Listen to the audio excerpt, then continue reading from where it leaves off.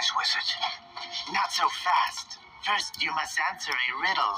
What journey be long and twisted and sensitive at hand? To what end must man go to discover the depths of his ecstasy? Think hard, strong warriors. I know this. I've got it. He wants us to twist what is long with our sensitive hands. He wants us to jerk him off. Just punch the tip and twist it. This is a follow-up video to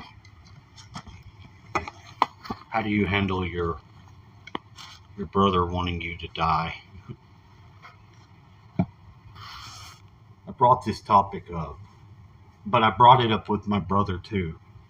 I was like, this is fucked up, because the only way to translate it for me was any assist that I was trying to give to my brother, like to save his life, to be a big brother, was still a pull him out of a burning house, which is what the world is. I dumped on him the most basic.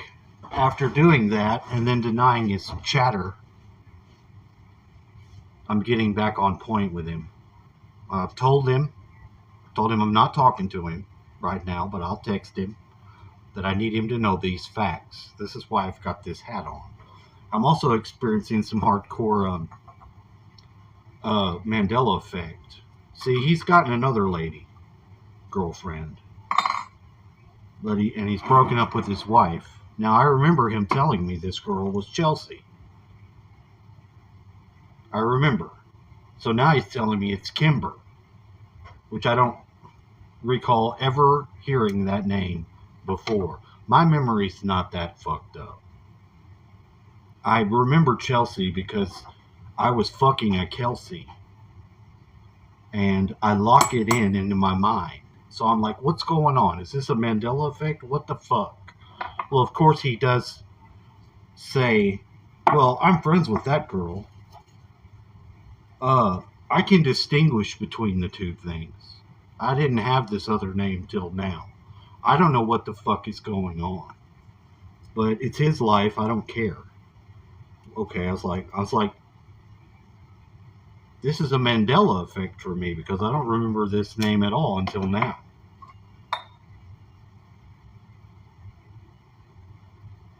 I don't know if I ever met a Kimber. Now, here's what did happen on my end. I started to worry and be concerned that he got back with this one girlfriend that he used to have. I haven't brought that up with him at all, though. I don't want to tell him that because I don't think that's the girl's name. It might actually be the name of the girl that he's told me is his friend. I don't know what sort of magic this is going on here. He had a black girlfriend around the time that I think he's targeted for this other information he's dumped on me. Because remember, I move away. His senior year period of time, I'm already out of there. I'm 7 years ahead of him. So although we overlap at the same place of a house where we both sort of grow up and hit our high school years, we don't spend them together at the same time there. I'm sure I came back from time to time because I did, but there may have been a year or two where I didn't. And that might be his senior and his junior year of high school. I don't fucking know. I don't know. I don't trust him enough to work it out with him.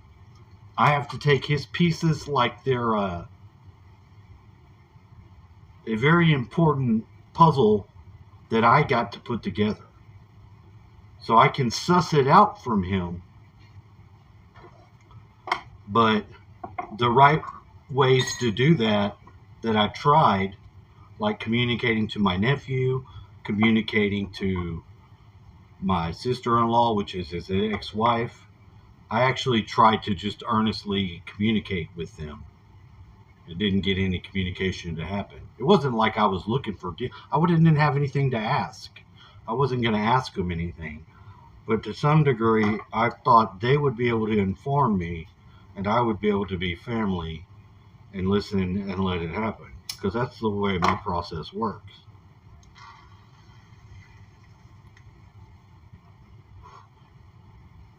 I had an awareness of his awareness being only my talking to them would be to pump them for information, because our mother did this to us.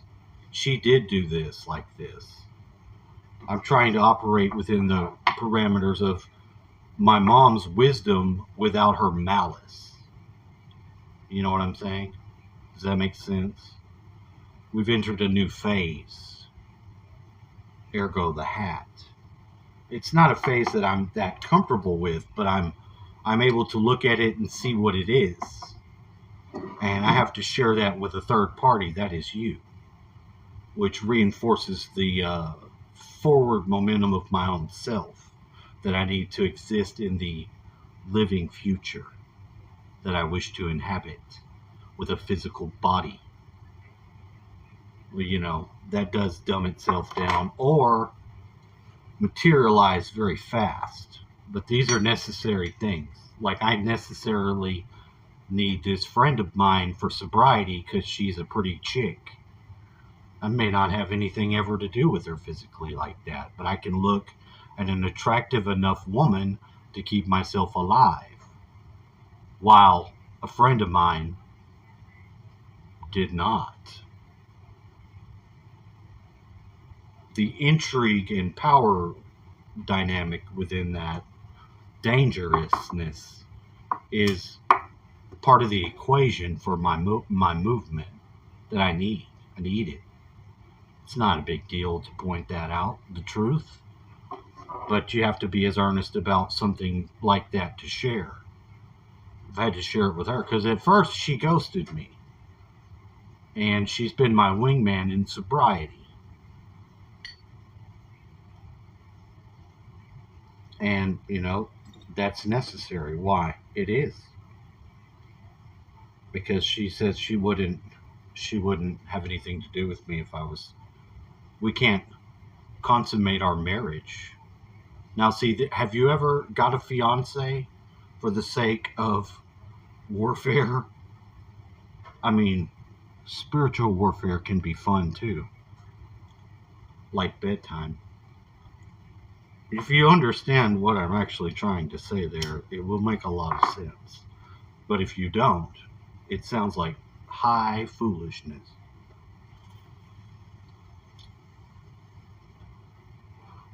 Which is why I'm going to need to see your license and registration. Put your hand... Don't make sudden moves.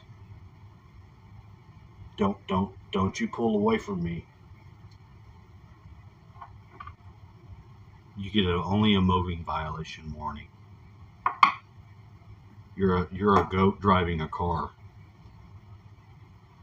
I just want to make sure you're doing it legally. I don't always pull over goats driving cars, but when I do, it's because I saw them.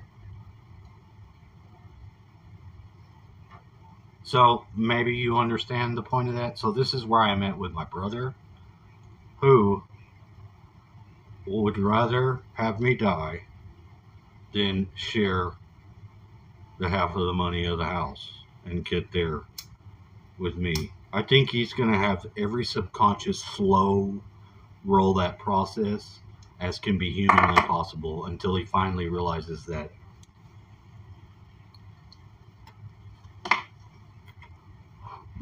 half of it is mine and I need it yesterday. I bet that's not going to change anything. I'm not trying to move him out or force his hand. I'm trying to get him to drop the balls into the little skin sack behind your dick. You got a little skin sack behind your dick. If it's flat and empty, I'd like your balls to fall into it now, somebody. I mean, gentlemen, if you still got them, let those balls drop. Let them drop. Unclutch your pearls and let them fall into that sack behind your dick. Those things are called balls. You need those to be a man, you beta cuck.